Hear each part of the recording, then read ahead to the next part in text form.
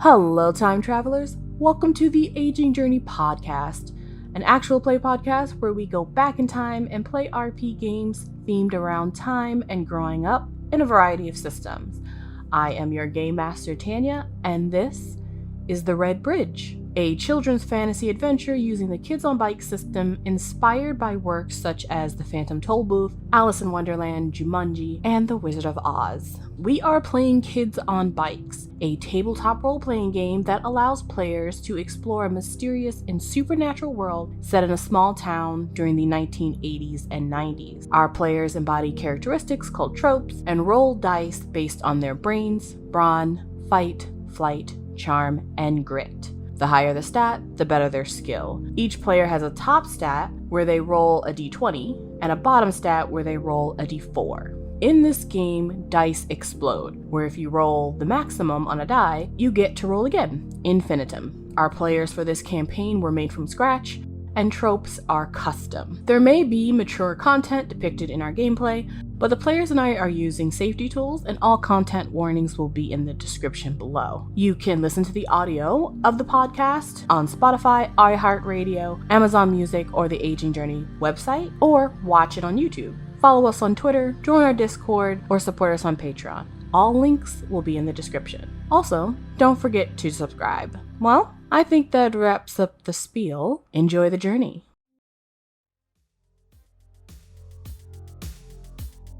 The year is 1996. The melodies of the Spice Girls fill the airwaves of the radio. The brand new fads of Hotmail and Nintendo 64 classic, and I think we can all agree timeless inventions were just released. The Cowboys won the Super Bowl for the last time ever, which you could watch on the family TV. As long as you had a little black box with two metal sticks sticking out of it, we call an antenna. And if you're lucky, you could also have the opportunity to bring the big screen to your home on a VHS tape. In this era of, Orange Julius, which we all love and miss, the small town in the Midwest is booming as the population grows across the U.S. So we are going to begin our adventure in one such place in the little big town of Shady Creek, 2 hours south of St. Louis, Missouri. It kind of sits between an open prairie and the city. At one point, it was vibrant and lush. It had a waterway that ran between Shady Creek and its sister town, Plymouth. But now the picturesque populated suburb sits in a county called Missawoc. This slice of 1990s suburbia is a quaint Midwestern valley surrounded by green hills. Shady Creek features 5 beautiful parks, 3 family-friendly neighborhoods, a brand new mall, a bustling labor industry, and of course, the pride and joy of the town since its inception, the infamous Crab Apple Harvest Festival. So crab apple trees are stout, bushy flowering plants that bloom beautiful flowers depending on the variety planted. Their color can range from like a dark fuchsia pink to white, and they produce small fruits that look like mini apples, which are sweet and tart. Here in Shady Creek, the town is actually full of wild-grown crab apple trees. All summer long, they litter the streets and sidewalks and yards with mainly underripened fruit. Even though it's still edible, they're usually bitter. And of course, they don't hold any comparison to the carefully and meticulously gardened varieties of the Silver Creek Orchard, which sits smack dab in the center of town. Each year, the orchard hosts a festival to celebrate the harvest that has been bringing prosperity to Shady Creek since its founding in 1925. The festival runs from June 15th to the 18th. It's located at the Shady Creek Fairgrounds and boasts a plethora of activities for the whole family, ranging from tours of their famous antique steam train, the Eldera, live music, orchard tours, confectionery tastings, and Ferris wheel rides. But we are over a month away from this festival. The date today is May 7th, 1996. And we find ourselves in the lovely neighborhood on the southwest side of Shady Creek called The Hills. So, on the corner of the intersection, which many of the neighborhood kids coined the Peak, if you cross the road at that intersection, which is called Thermac, we find ourselves at one part of the hills where there are just a few houses that are a bit smaller than the other neighborhood homes. Many of them are like brightly colored, and they're usually tucked around thick brush and bushes. This section of the neighborhood is lined on one side of a wooded area called Clem Woods. And among the brightly colored houses on this block, we come upon the Kahn residence. It is 8 a.m. in the morning, the first Tuesday of summer break. Bix, if you could kindly introduce your character. My character's name is Willow Kahn. She usually wears a bright, colorful, tucked-in t-shirt with jeans, has a short, dark brown bob, and wears Chuck Taylor shoes, which houses many different drawn designs. She is 14. First Tuesday since your classes have ended. So you did technically have yesterday off, which was Monday. That was your first day of summer, but you still had like things to do. You currently are lying in bed. You were supposed to change your alarm so that you wouldn't wake up as early as you usually do for classes, but you forgot this morning. So your alarm goes off on your bedside table. To be honest, she would just sit there listening to it like, why is this going on? She would probably just sit there, and Hershey, her Labrador, would probably end up barking at it. And she's just like, you need to chill. It continues to do that, and you do hear Hershey, your chocolate lab, barking, but strangely enough, he's not in your room as usual. In fact, your door is closed. She would get up after like a minute of just like sitting there like, what's happening now? And stand up and just turn off the alarm and go to find Hershey. You sit up, turn off your alarm, and as you hear the click of the button, you also hear something else. A light rustling, maybe of clothes somewhere in your room.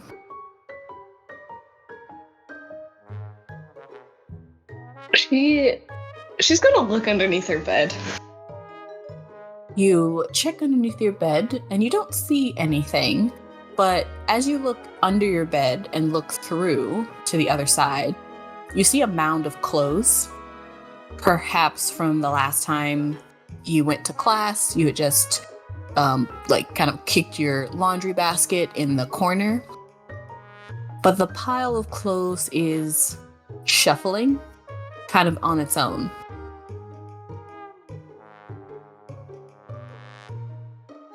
She's probably going to get down and like grab the clothes and move them. Probably think like Herschel's like underneath her or something.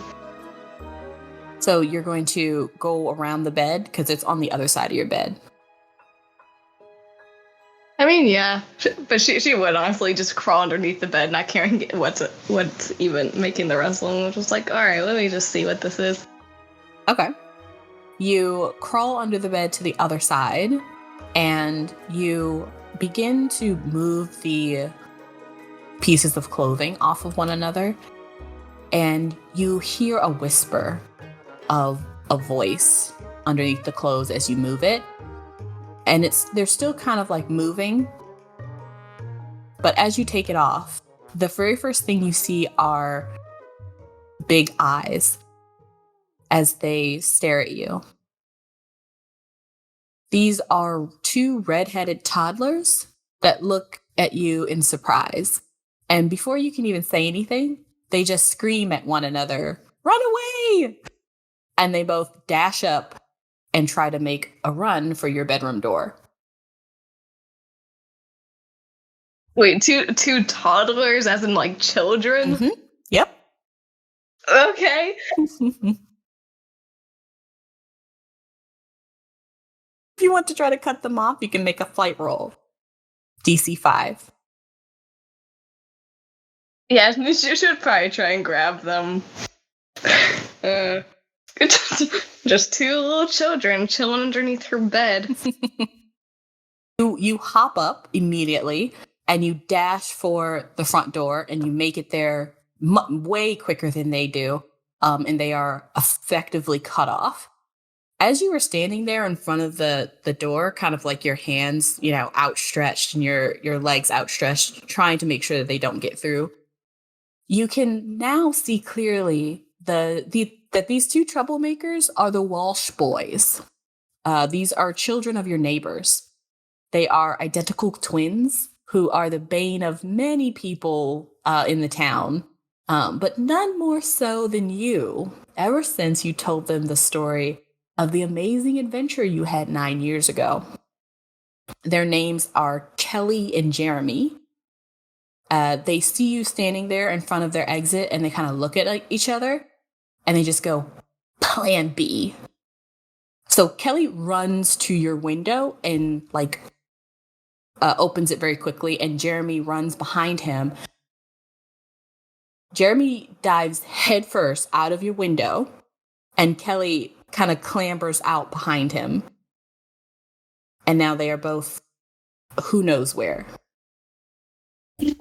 Straight out the window. You know what? She's following them. She's like, "Hold on, get back here." You run to your window and you see the two boys running across your lawn towards the sidewalk. They are quick. Their kind of hands are flailing and they're kind of screaming because they've been caught. Willow, now that you're awake watching the boys outside, it's a beautiful day, beautiful sunny day in the hills. Now that you're awake, you remember what day it is. And you remember that you don't really have any time to lose. What's your plan for today? She is going to close her window and go ask her dad why the two boys were just in her room. Because knowing him, he probably let them in. You close your window. Is there anything you want to do in your room before you go downstairs? She should probably check underneath her bed and look in the small little chest she has to make sure that they didn't take anything from her little secret stash. Excellent. You check your secret stash and it is intact. So far, even though the Walsh boys will get into your room occasionally, sometimes they will get into your house, asking for breakfast or lunch or a little snack. They're the neighborhood's kids in a lot of ways, and they're kind of allowed to do those types of things. But as of yet, they have never found what they're looking for.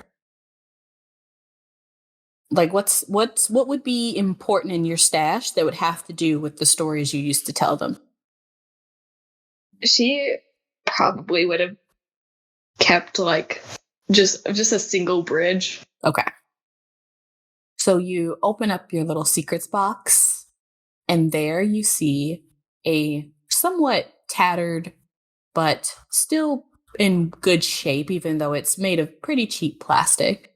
But you see a little red bridge. So she kind of just takes a breath and closes it back up and hides it back underneath all her clothes. And she's gonna stand up, kind of just look around her room, do once over, see if anything else was possibly taken, and then just leave her room. Okay.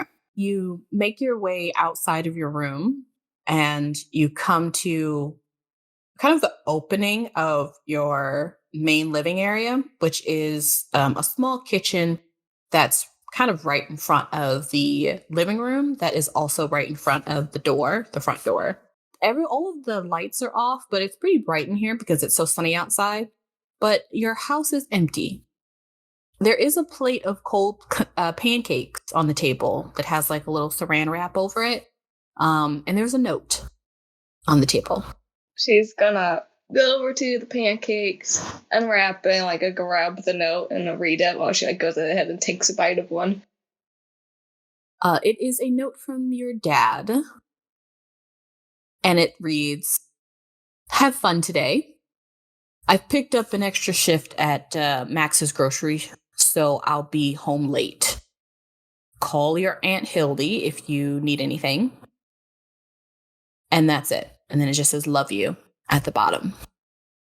She is gonna like fold back the letter how it was. She's still going to be in it. She just like takes the pancake with her and she's eating it. She's gonna go back to her room and stick the note in a drawer where she has several other notes from her dad.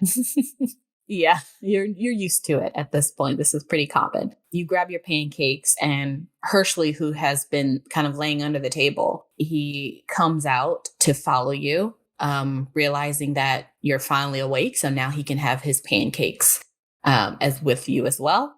And he kind of follows you back into your room. What is your plan for the rest of the day?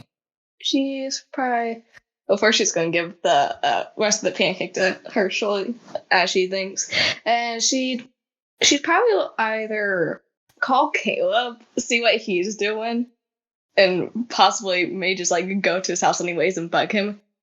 Or go into the woods and possibly meet up with Jimmy. Okay. To just hang out. Who would you want to call first? She'd probably just like Caleb. Her and Jimmy, I think, would just like go into the woods. They wouldn't call each other. They would probably just go there and see if like the other person's there yet or not. Whenever they would decide to like go out and hang out. Okay. Like they probably like talk. They'll probably talk like days before and then eventually go. Gotcha. Have you guys planned to meet up today at the woods? They probably like discussed while they were at school about hanging out during the week. So like not this specific day, but there's a possibility that he may be there or that she may be there. So like if they decide that they want to try and go there, see if the other person's there to hang out. And if not, she would probably just hang around. Okay. So leaving the con residence, if you actually cross the road, specifically crossing Sheraton Street from the con's residence, hop the gate of the clubhouse and kind of circumvent the community pool, you'll find yourself among a few larger and upscale homes of a really pretty nice neighborhood. And here we see the Breach resident. Normal, please describe your character for everyone. So Jimmy Breach is a very short, skinny boy with wavy black hair. He has trim features going back to his Italian heritage.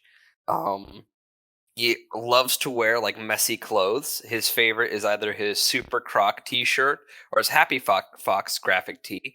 And then he has a pair of cargo pants which he wears all the time that have like the knees all torn and worn out. And when he's not at school or not at home, he's often in the woods, and you can see he's got like leaves stuck in his hair or a stick in his hand. He's just a very wild child. And finding him at home, you would find him probably in his bed, just with like all the blankets just wrapped around him. Indeed, you are fully encrusted in huge blankets in your room, as well as you are being currently pinned down by a deep, purring, rumbling, large feline that is sitting perfectly in the shape of a fluffy loaf on your entire face, practically suffocating you, as cats are wont to do. You can kind of hear the birds chirping from like outside your bedroom window. You feel a light breeze from the fresh air of the morning. Already tell it is crabapple season. It's beautiful outside, but as you hear a lawnmower going, two scents kind of hit your nose as you wake up. The earthy smell of like fresh cut grass, and of course, the heady sweet smell of crabapple tree blossoms. How are you waking up today, Jimmy?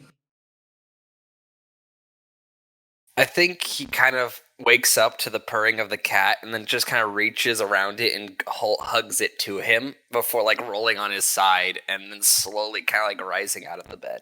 Your cat, Grouchy, lets you do this, but the rumbling kind of stops for a moment as it realizes it's been tricked. You are indeed trying to move it. It thought it was getting hugs. And he kind of like glares at you a little bit as you shift the cat and they land on your bed.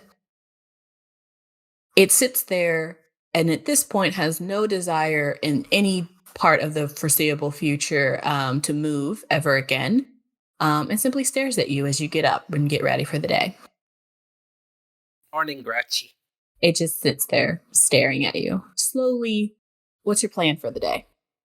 I think Jimmy doesn't necessarily have a plan at the moment. He kind of like sits almost for like a minute, just kind of mimicking the eyes, slowly closing back to the cat, giving it a few pets, and kind of gets up and walks out to the living room to see if anyone's home. People are home. Your dad, Daniel, is sitting at the breakfast table. He's wearing a clean black suit and a red tie. You can tell he's about to go to work. He has his sleeves rolled up, so he doesn't get, his sleeves dirty as he eats. He is reading a newspaper and he already has his shoes on, so you can kind of tell he's about to head out. He does work at the DN Bank in town, but he tries to make sure to see his boys before he leaves the house every day, ever since your mom passed. Your brother is sitting across from him, looking way less awake. He's kind of brawny and is eating cereal out of a dinner serving bowl. He's also wearing a pair of jeans and a polo that has his name on it, that's embroidered, that says Michael. And then under or over that is a company's patch that reads Waverly Construction. Your father kind of looks up to you. Hey, kiddo. Morning. Have some cereal. Yay. He kind of looks over at Michael. Pull your brother some cereal. Your brother begrudgingly kind of sighs and then just picks up a box and just pours it kind of nonchalantly into a small bowl, getting all over the place, and then just sets it down. Does not give you milk. I kind of like sit down and then realize there's no milk and look over at the fridge like, oh. And then go over to the fridge to get milk. Your father kind of looks at Michael. Come on, man. You couldn't have made him a full bowl of cereal. He doesn't really respond. He just continues shoveling cereal into his face. As you get up to get your milk to enjoy your morning cereal, you kind of look around your home. It is fairly quiet, but you hear a lawnmower, so it must be one of your neighbors. What's your plan for the day? I think Jimmy is gonna eat breakfast and then head out to the woods to see if Willow's there. And if not, he's had a scheme that he kind of wants to cook up. And if Willow's not there to scheme with him, then he'll start moving on his plan. You grab your milk, sit back down, pour it, and realize there's not enough for your cereal. He just kind of like pours out what he can, looks over at Michael, and puts the carton in the trash, and just starts eating, even though there's not a lot of milk. Your father looks kind of peeved, but doesn't say anything. He just kind of glares at Michael, who, again, at first Michael is sort of eating his food, and he can kind of see that your dad's staring at him, so he can tell that he's annoyed. So he finishes his last spoonful of his cereal and then pours the remaining milk from his bowl into your bowl. Oh, gross. He kind of laughs and then takes his bowl back to the sink. And your dad goes, I don't know what to do with him.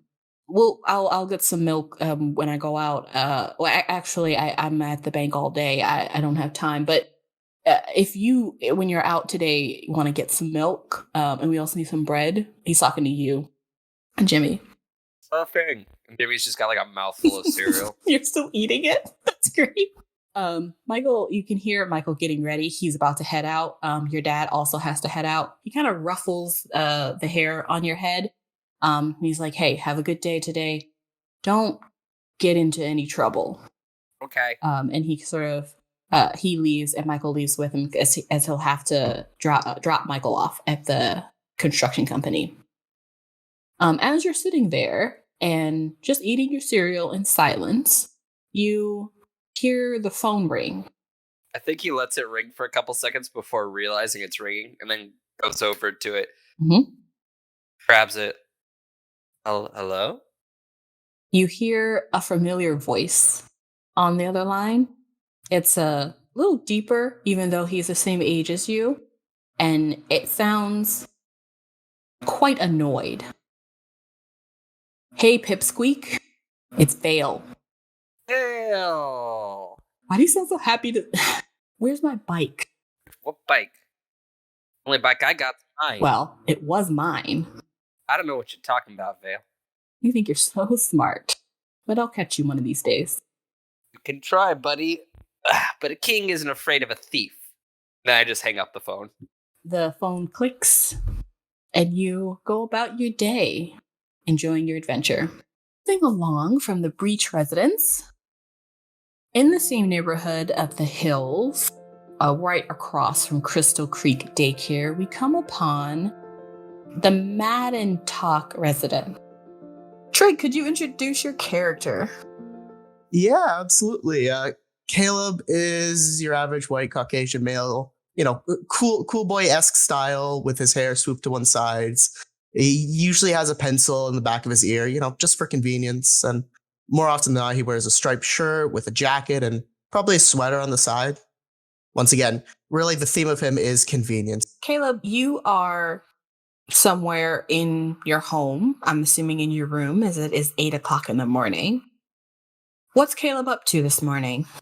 He doesn't gracefully wake up. So I guess the first 10 minutes is him just rolling over in bed or stretching to the point where he can't fall back asleep before he just raises his head up and Tuesday. I gotta go. Fine.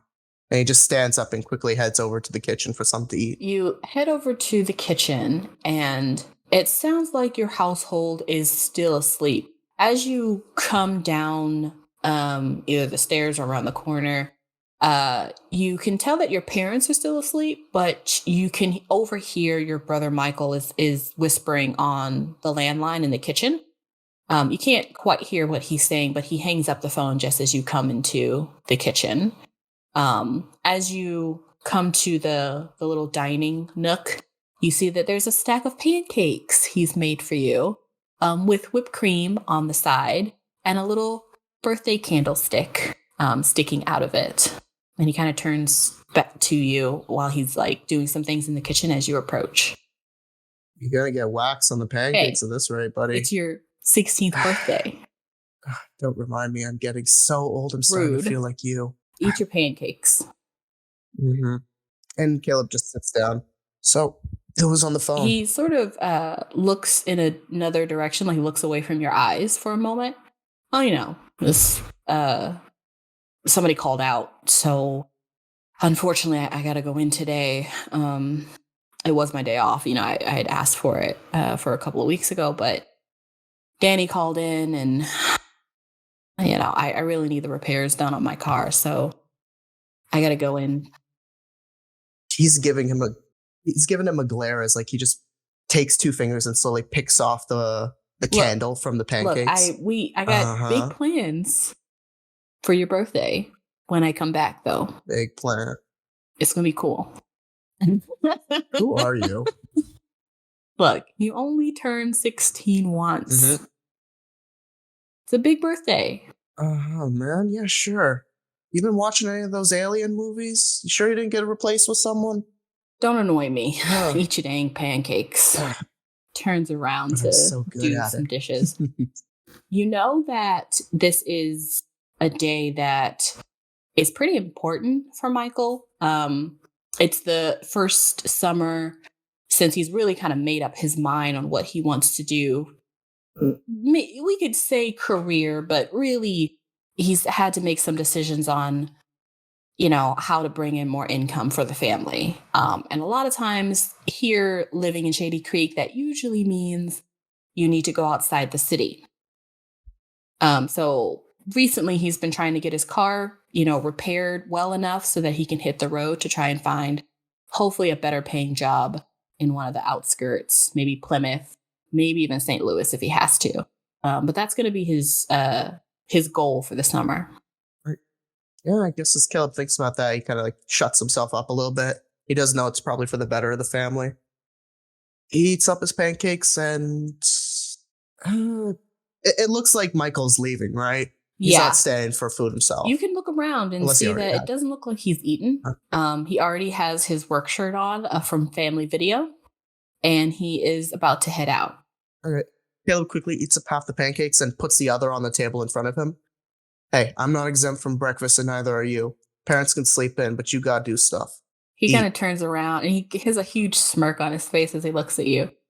Eat or I'm waking up mom and dad and then you gotta deal with them. Big guy now. That's what I like to see. He kind of laughs as he starts eating the pancakes. Don't do anything stupid or, do something stupid, but don't get caught. There you go. Now you know how I play it. Caleb gets up, kind of like fixes up his shirt a little bit.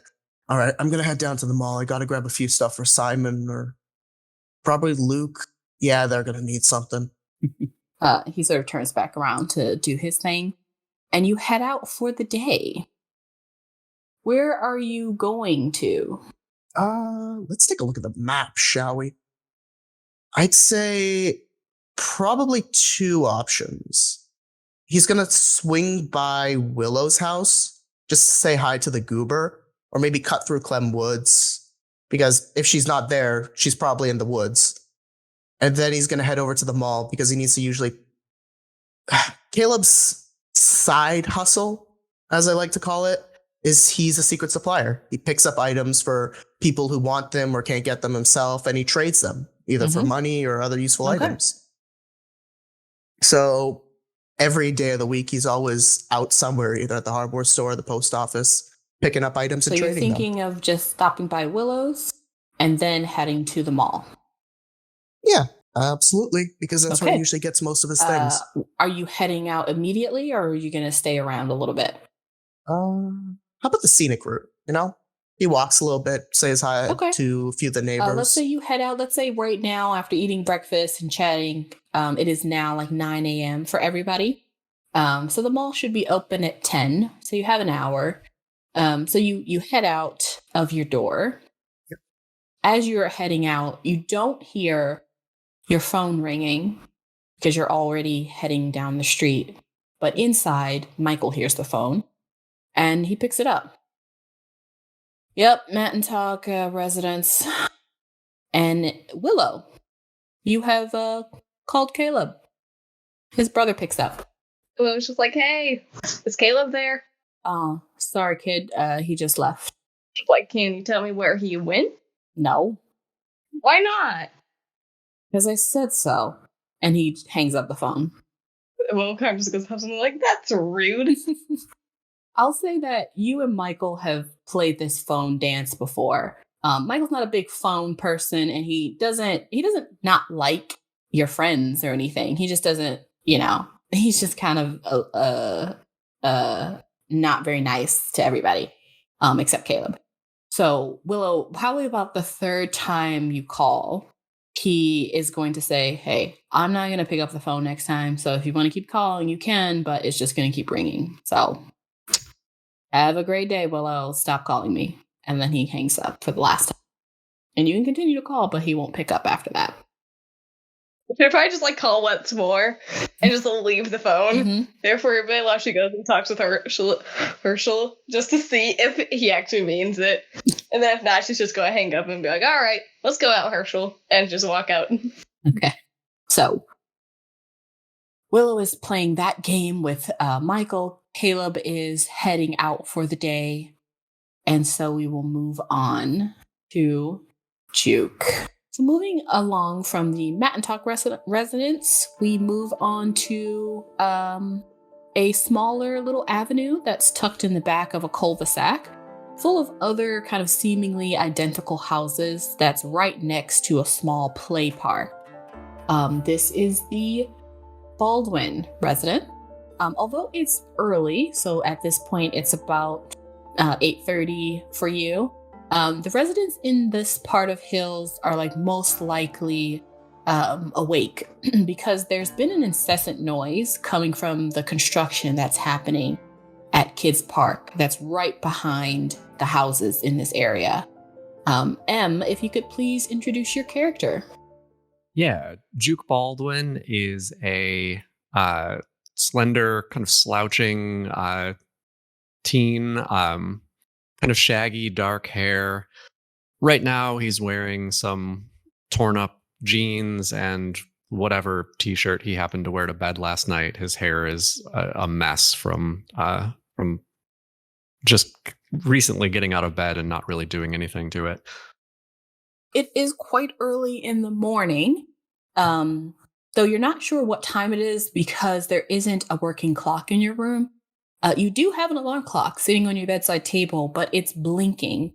It's blinking like red, and it just says 0000.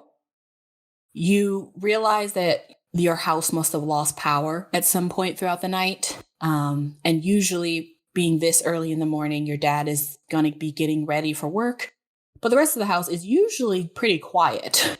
This morning, however, you're hearing something very different. Other than the loud, incessant drilling noises from the construction that's happening next door, you also hear an angry and shrill voice of your stepmother, Linda, who seems to be almost just like right outside your window because she is outside. And she is yelling at the construction workers. What are you doing this morning as you wake up, Juke? I'll kind of slowly get out of bed. I haven't actually been sleeping all that well, so I've been kind of up for a little while, kind of trying to fall back asleep, but I'll kind of roll out of bed and go over to the window and look and see what's going on outside. As expected, you see some construction workers. They are trying to do their best of hitting picking up the pavement of the kids' park. They're making some construction changes. The kids' park is almost right behind your particular house, so you can hear it quite clearly. But the construction, as loud as it is certainly no match for Linda, who is standing in the little grassy area between your house and the park, wearing her full-length robe and slippers and her hair in curlers. And she sort of has her robe wrapped around her, and she has her hands across her chest. And she looks very displeased at this morning ritual. And you can't exactly hear what she's saying, but you can definitely hear that she's loud enough that they can hear what she's saying. And that is what you see out your window. I'm gonna roll my eyes and I'm gonna head out of my room and go just down the hall, and I want to first thing check on my little sister and see how she's doing this morning. You walk out your room and head down the hall. In the hallway, as you're walking, you kind of see your door and then your oldest sister's door, which is open. And you have to walk past it to get to your youngest sister's door, Helen. As you walk past that door, you see that it's open and it's kind of emptied. There's still a bed and her dresser and her armoire, and there's still a couple of things on the wall, but she's pretty much packed it all up. You know that she is headed to the city today, so you kind of remember that as you walk past. And then you get to Helen's door, which is at the end next to your parents' door. And it's closed, but you don't really hear anything inside. I'm just going to kind of quietly open it and peek in. You open it and peek in, and it looks, clean and tidy, just like, Linda likes her room. There's a couple of toys on the ground, and the bed is made, but there's nobody in it. So you would assume that she's up and at 'em today, maybe somewhere in the house. Okay. All right. I guess I'll just head downstairs, see what's going on. You head downstairs, and the first person you kind of see from the back is your sister, your oldest sister, Beth. She's a tall, thin young woman of 18. She has her hair in like a tight ponytail and a face that she wears makeup on. She's wearing like a slightly oversized cropped cotton shirt that has like a wild pink and black pattern on it, and acid wash Levi's. She kind of gives you a small smile as she hears you come down behind her. She kind of turns around and sees you. You both kind of stare at each other for a moment. She is staring. She's like standing in like there's like a little kitchenette area where there's a window, and the window looks out at the construction. So she's kind of standing there with like an orange juice in her hand and like a little piece of toast, just laughing at the scene outside as she watches Linda, and she kind of looks at you. Do you know where Dad is? Linda's embarrassing the family again. She always is, man. She always is. She kind of laughs at it. He's packing the car. Hey, she kind of looks at you. What are you up to today? I don't really know. Probably see Caleb later. It's his birthday. Oh yeah, that kid, the bad influence. What? No. She kind I'm of the looks at bad you influence. sideways. Okay. She looks back at the table, and there's quite a spread on the table. There's like bacon and muffins and toast and sausage and things like that. Linda is a bit of a handful, but she is a damn good cook. So you guys eat well in the house. But Beth kind of turns back to the table. I gotta head out here soon. Heading to St. Louis. Yeah, I know. Whatever. I mean, it's only 2 hours away. And you can handle yourself, right? Yeah, I'm fine. She kind of keeps the toast in her hand and kind of wraps that hand around your neck in like a half kind of sisterly hug. And the toast kind of gets, crumbs all over your shirt. And then she's going to lead you to the breakfast table. All right. And is Helen around? As you sit down, and Beth sits down too to eat, your father comes in the door. Helen isn't around right now. He comes in and he kind of sees you and Beth, and he's going to sit down in his seat. And he kind of looks at Beth. All right, car's all packed.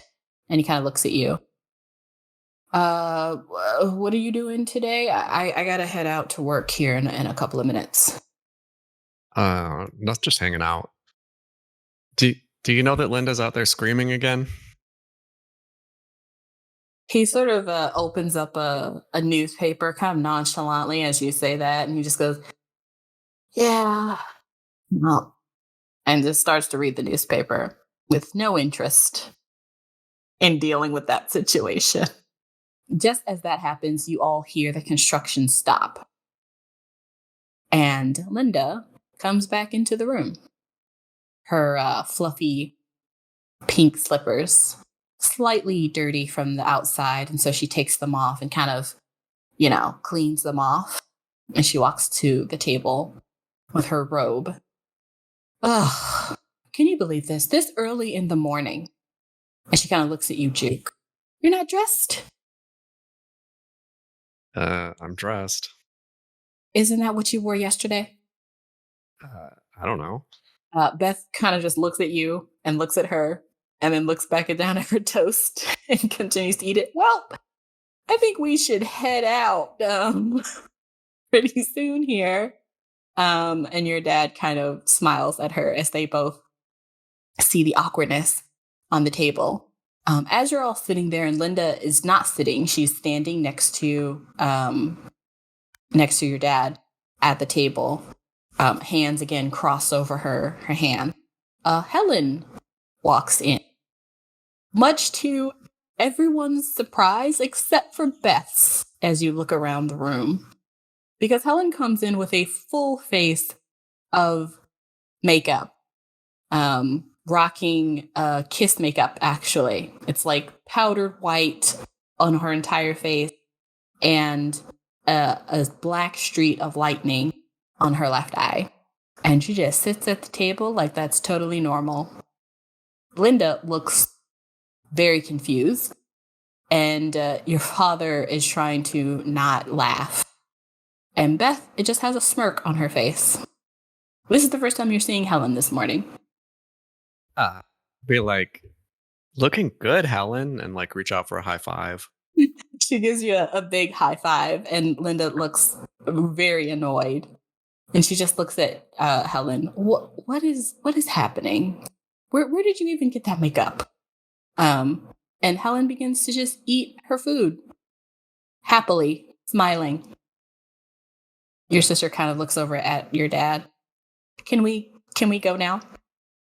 And he goes, all right, and closes his newspaper, gets up. Beth follows him. Beth goes around the table to kiss Helen on the head. She hugs Linda and she leaves out. And it's just you, Linda, and Helen at the table. Linda is standing at the table, holding a cup of coffee with her arms crossed, looking at both of you disapprovingly. I'm going to kind of ignore her. You feeling better, Helen? Helen looks over at you and smiles. When she smiles, she's sort of trying to show you her lip. She's kind of like pointing at them. And she's like, all better. And you can kind of see that the little, where it was swollen on her lip has gone down a lot now, that you could barely notice it. I'm sure you'll scare any other bees away with that makeup. She giggles. And she is sitting in front of a bowl of nothing at the moment. But she picks up one of the cereal boxes on the table that is clearly one of those like really colorful ones that have no nutritional value, and kind of pours pretty much the whole box all over the bowl and the table. And then she goes for the milk. And at this point, Linda kind of walks around like, no. I just set this table. And as you look at the table, you can kind of see there's like a little lace tablecloth, and there's like nice little place settings and silverware at every place. And this is china bowl set you're all eating out of. And so she kind of continues to help Helen pour the milk and get her breakfast. After that, she kind of looks up at you. Jacob, I hope you remember you're supposed to be cleaning the garage today. I remember. Okay. I really need it done today. Even though I asked you to do it last week, it didn't get done last week. So I would love it if you could do it today. How much does this job pay again? Food and shelter. Dad usually gives me a little extra allowance for stuff like that. After helping Helen, she kind of sits up and puts and crosses her arms again. Jacob, I don't have time for this today. I have an important meeting and I just need it cleaned up. The last thing I need is someone from the planning committee to come in and see the state of our garage. Fine, I said I'll do it. She kind of pats Helen on the head. Like, okay, I have to get ready. I am a mess. And then she kind of goes back into her room. Juke, what is your plans for today? Other than maybe cleaning the garage? I want to hang out with my two brothers, Michael and Michael.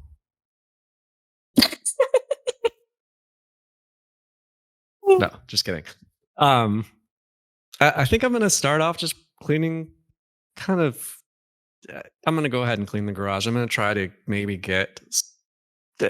My plan is to try to like play my dad a little bit and say that Linda had promised me some extra allowance for cleaning the garage later. So I think I can still make that happen. And is Caleb like having a party or something later? Or it's just... You don't know. I know it's his birthday. You would have to find that out. Okay. So I'm going to start off in the garage and try to connect with Caleb later on. Are you going to get ready for the day, or are you going to wear what you are wearing now? I'm wearing what I'm wearing now. Perfect. You head on out, ready for the day. And there we have it. Our 4 misfits navigating teenagerhood. The sly fox, the domino, the scoundrel, and the secret supplier.